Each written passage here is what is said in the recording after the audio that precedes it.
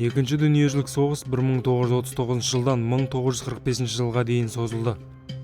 Кеңес одағының тарихында Екінші дүниежүзілік соғыстағы Кеңес одағының рөлі жайында үнемі айтылып келді. Кеңес одағы үшінші рейхті бір өзі ғана жеңді деген тезис белең алып тұрды. Осы сөздер бүгінде айтылып келеді.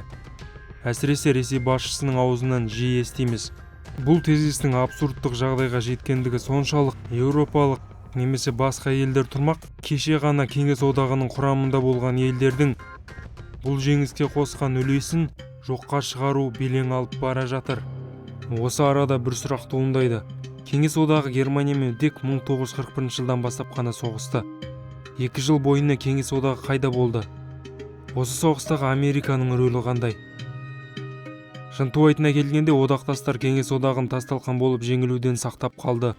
Германияға қарсы бірінші майданды 1939 жылы 3 қыркүйекте алғаш ағылшындар мен француздар ашты.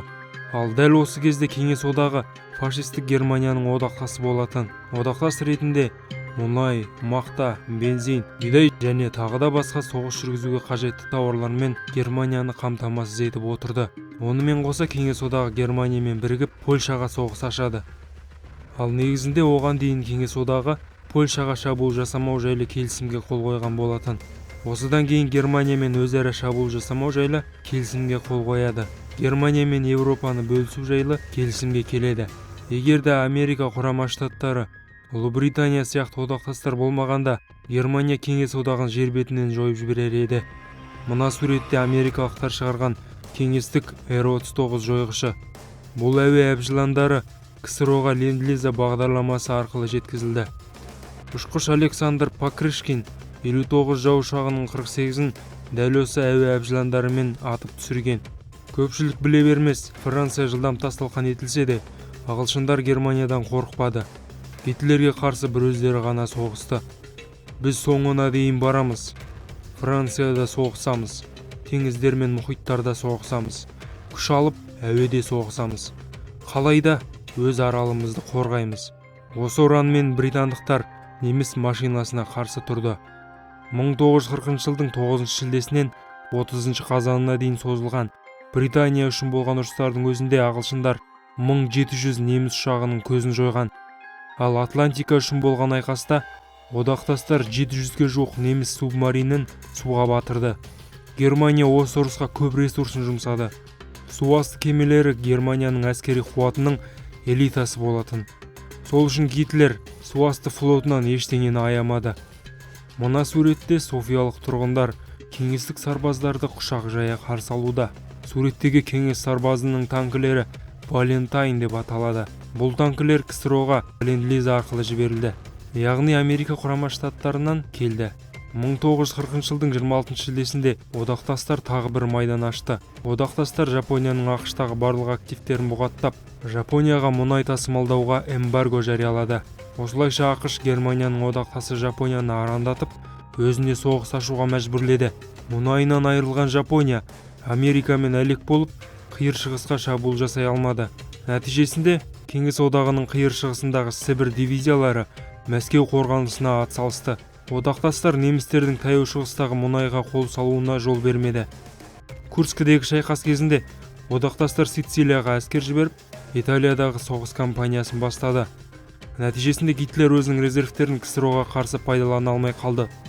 1943 жылы одақтастар Гитлердің одақтасы Италияны соғыстан шығуға мәжбүрледі.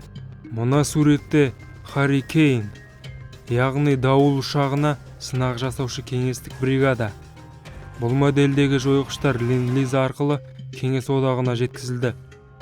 Одақтастардың авиациясы Германияның өндірісі мен инфраструктурасына үлкен залал келтірді. Германия барлық авиация күштерін Кеңес одағына бағыттай алмай, Еуропадағы қорғаныс үшін көп бөлігін сақтап отырды. 1941 жылдың қарашасынан бастап Американың ленд-лиза бағдарламасына осыған дейін Германияның одақтасы болып келген Кеңес одағы қосылды. Американың Ұлыбритания мен Кеңес одағындағы өкілі Гарриман бір сөзді қайталай берді.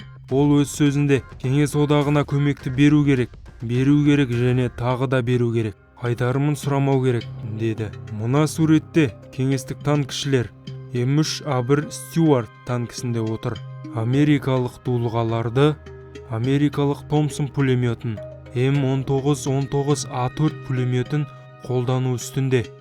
Ленд-лизамен жеткізілетін америкалық техниканың барлығы толығымен жабдықталған күйі келіп отырды. Кеңес одағы 11 миллиард доллар көмек алды. Қазіргі ақшамен есептесек 185 миллиард долларды құрайды. Ата жауымыз деп жүрген америкалықтар Кеңес одағына 18 мың ұшақ жеткізіп берді. 11 мыңға жуық танкі, 44 мың джип Кеңес одағына берілді. Маршал Жуков одақтастардың көмегі жайында былай деп жазған: 350 мың автокөлік алдық. Көлігі болай тұрсын, бізде жарылғыш оқ-дәрі тапшы болды. Америкалықтар бізді кәдімгідей құтқарып қалды. Қаншама болат орамдарын берді. Америка болатпен көмектеспегенде танк өндірісін аяқтан тұрғызуымыз екіталай еді. Американың жүк тасушы көліктері кеңестік артиллерияны тасымалдады. Әйгілі кеңестік Катюшаның өндірісіне америкалық студебеккерлер пайдаланылды. Мына суреттер Ленд-лиза бойынша жеткізілген шолғыншы М3А1 бронетранспортері. Одақтастар кеңестік өндірістің барлық жыртығын жамады.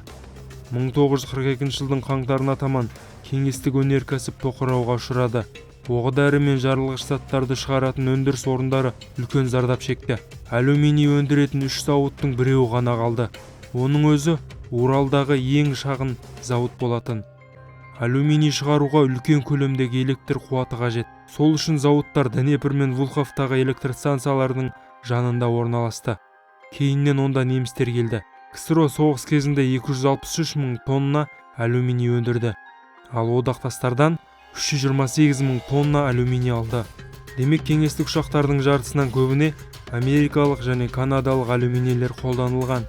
Кеңестік әскери теңіз флотына Ленд-лиза арқылы 500-ге жуық орыстық кемелер мен катерлер жіберілді.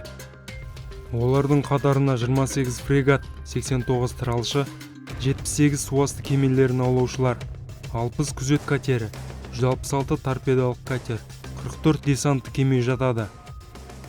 Бұл америкалық әскери жүк тасушы көліктердің колоннасы.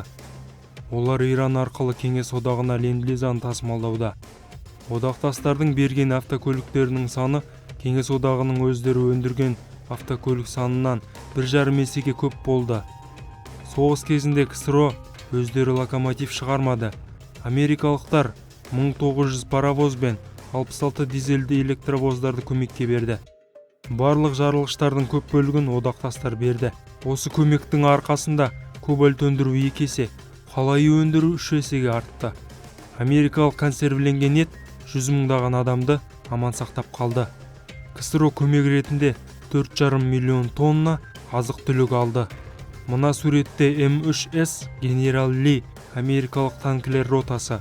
Олар 1943 жылдың шілдесінде кеңестік 6-шы гвардиялық әскери қорғанысының алдыңғы шебінде келе жатыр. Осы көмектің барлығын КСРО тегін алды деуге де болады. Америка құрама штаттары қайтарымын сұрамады. Америкалықтар бірнеше рет қарыздың мөлшерін азайтты. Ақырында 2006 жылы Ресей Ленд-лиза қарызын өтеп бітірді. Америка құрама штаттарына 722 миллион доллар төленді. Ескертетін жайт, бүгінгі доллар 1945 жылғы доллармен салыстырғанда 13 есе құнсыз. Екінші дүниежүзілік соғыс барысында Кеңес одағы 9 миллион сарбаз бен 15 миллион бейбіт тұрғыннан айырылды. Ал егерде Америка құрама штаттары бастаған одақтастар болмағанда, Кеңес одағындағы адам шығыны бұдан бірнеше есе көп болатын еді. Бүгінде бұқаралық ақпарат құралдары Американы біздің немесе ТМД елдерінің жауы ретінде көрсетіп жатады. Мен бұл пікірмен келіспеймін. Америка құрама штаттары біздің жауымыз емес. Америка диктаторлардың жауы.